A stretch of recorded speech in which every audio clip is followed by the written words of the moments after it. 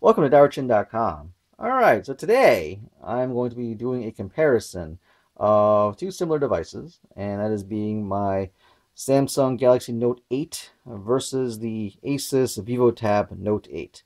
Both these devices are priced at $330 at this time of recording, and what you're getting basically is a very similar device, but one is Android and one is full Windows 8.1. All right, so raw spec wise, let's go over them real quick. So, the Note 8 over here, Samsung's runs a 1.6 gigahertz quad core Samsung processor. You have 16 gigabytes of storage, 2 gigabytes of application memory. The screen is 1280 by 800. Now over here, the Asus Vivotab Note 8 runs a 1.3 gigahertz quad core Atom Z3740. 32 gigabytes of storage, 16 usable, and 2 gigabytes of RAM for applications, and the same screen resolution at 1280 by 800. All right, so let's power both these guys up real quick, and let's have a look at them. Oops, hold on, I was doing something with this one. All right. Oh, I got into the wrong screen here. All right, and let's flip it into portrait mode. All right. So this thing is set on the highest level for brightness, as is this guy. So you can see, take a look and see how well the screen behaves. So if you saw my previous video for the Asus, I'm going to load up that same PDF file as this one. I'm going to be using Aldeco Premium on here to basically take a look at this PDF. I'll go to page 1 on this one as well as this one. And let's go to page 1. All right, so maybe you can see a little bit of the interest in color here. The screens, because of the same resolution, you'll notice that there's a little black bar on it, and it's just mostly a bar to top and bottom because the magazine image fits best this way. It's ironically, this PDF works really well. It fits really well on an iPad. I won't be comparing an iPad at this moment, but well, because of the slightly differences. But we'll just talk about these guys anyway. So interesting to see that the color temperature wise is very different. The whites are definitely whiter on the Samsung, and the color vibrance is definitely a little better on the Samsung side. So performance wise for reading PDFs, now this is mostly probably going to be the software for basically the reader itself. The Aldeco lags a little bit behind when you're paging.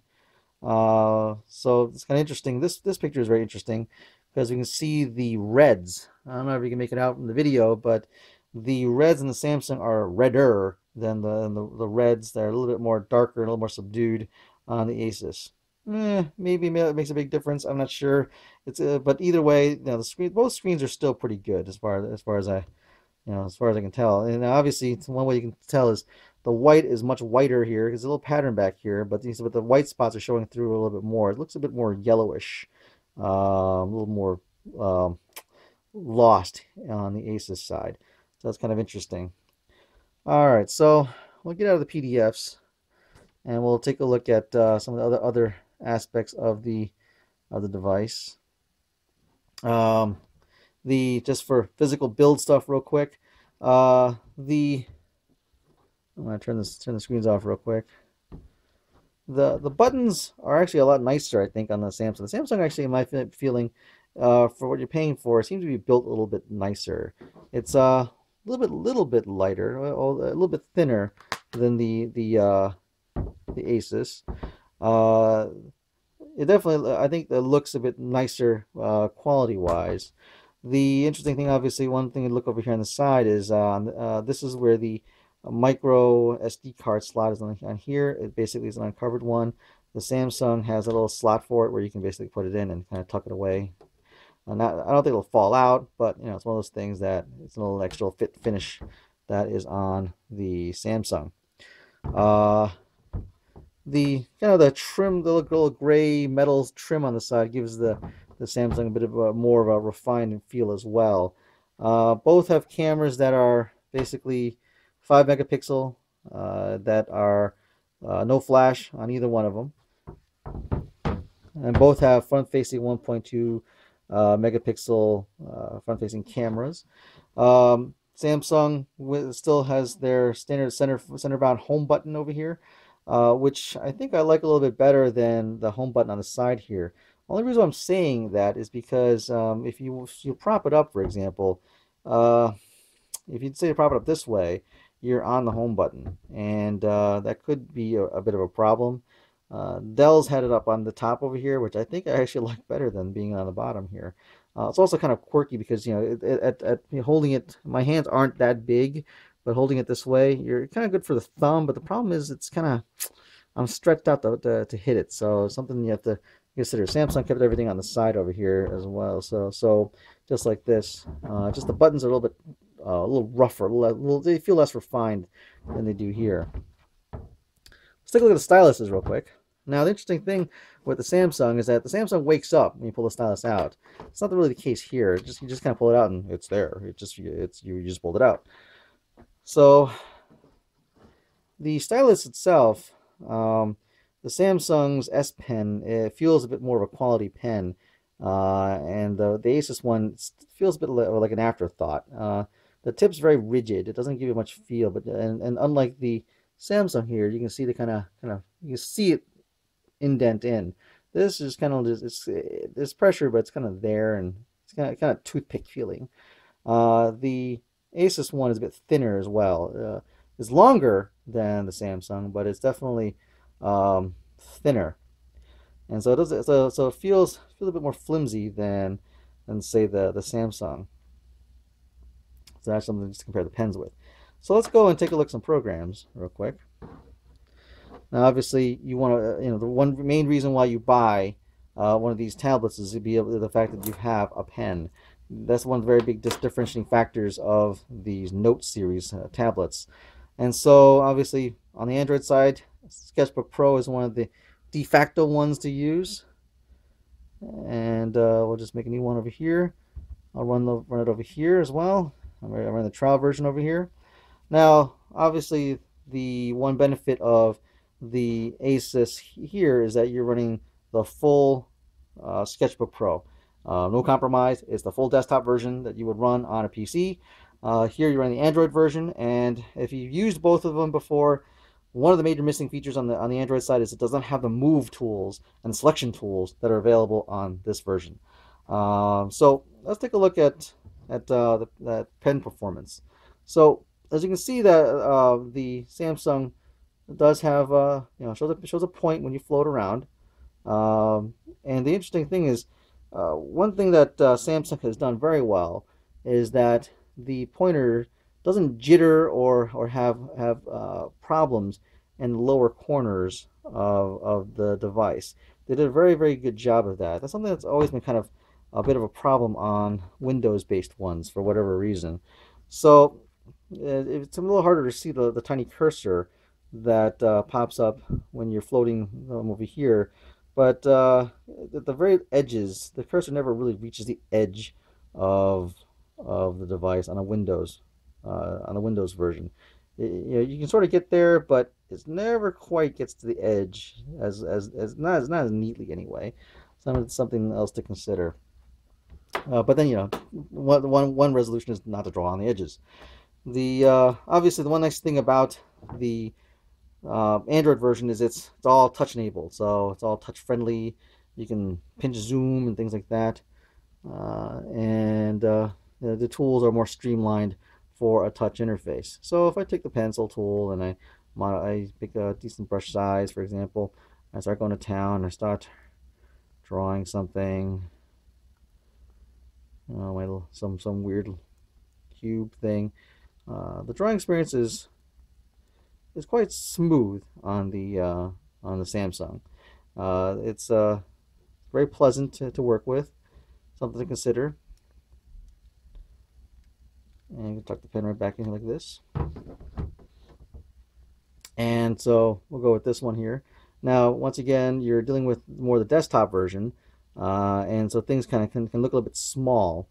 but because you're at they were made for the desktop. So the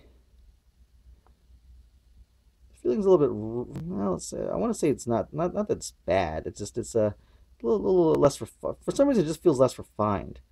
Can't really explain why. It's not terrible. It feels a lot rougher. My Surface Pro I think feels better when it comes to drawing. But you know what? For something that weighs about a pound and it's on the go, it's not a bad thing. Oh, you might also want to lock the screen if you're going to be working in a particular if you don't want it to rotate on you automatically. So there you go. So that's kind of some drawing on it. So now the interesting thing is because both the S Pen on the Samsung side is a Wacom pen, or Wacom digitizer, you can actually use things like my Executive Pen or even the Surface Pro pen on them. The one thing you're going to run into if you try doing it on the Samsung device is that you'll notice that the cursor doesn't quite. Oh wait, don't like this one. It's weird. I know I've done this before, so. Oh, sorry, I know why. The interesting thing once again, because the device knows that the pen is in here, it turns the digitizer off to save some battery life. So I'll pull this out so I can use this. So you can see that if you can see the pointer is really off target over here, and it tracks, but the pointer's off.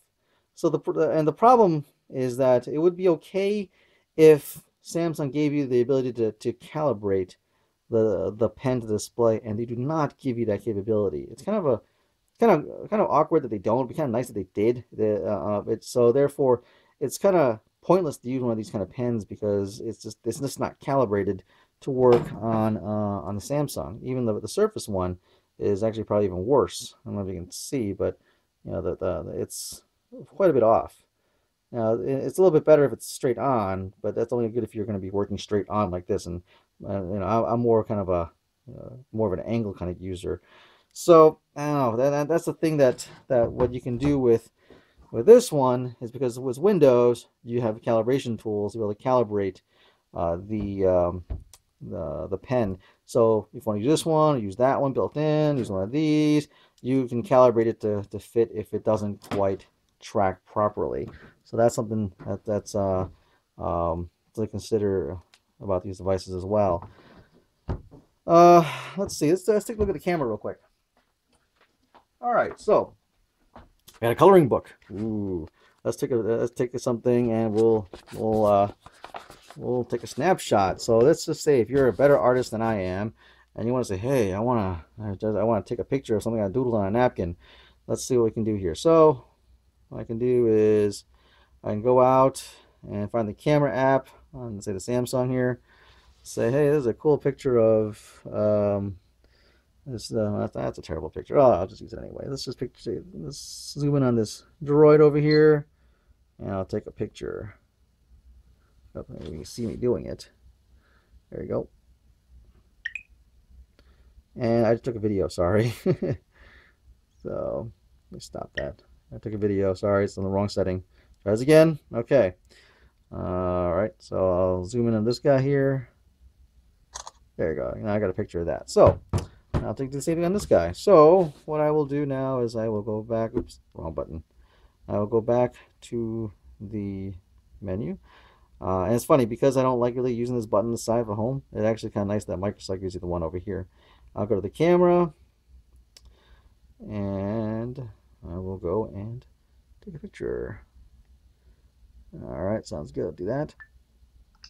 Take a picture of it. Now what's kind of nice is that this camera app gives you an option to say, took a bunch of different versions of it for you to try out, or it does something. Basically, I can choose which one I like, and I'll hit save, and save it to my pictures. So there it is. So it's in my pictures. I can go back out, and let's go back to the Samsung here, and we'll go back to Sketchbook Pro, and we'll let's see, where is it? Where is the option of importing? I know there's an option to do it somewhere. I did it before. Use Sketch, I'll discard it, and I'll choose a new one.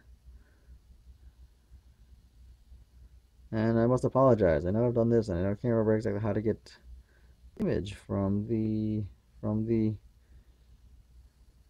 well, all right, never mind. We're not talking about this one anyway. I know you can do it. I apologize. I can't remember how I did it, but basically from here I can basically import something in here and work with it as well. Image. I could. All right. Well, I can basically add image to here, and I found the one in my pictures, and voila, there it is. So I can scale it down. Oh, let's see, and I can just go with it from there. Now pull the pen out here, scale it down just the way I want, and I'm good. So then I can go back to my painting tools, and voila, now I can basically from here I can basically work with it. So that's something you can do with the camera. As you can see, it was a little bit dark, but it's nothing that I can't tweak as necessary. So, all right, let's get this out of the way.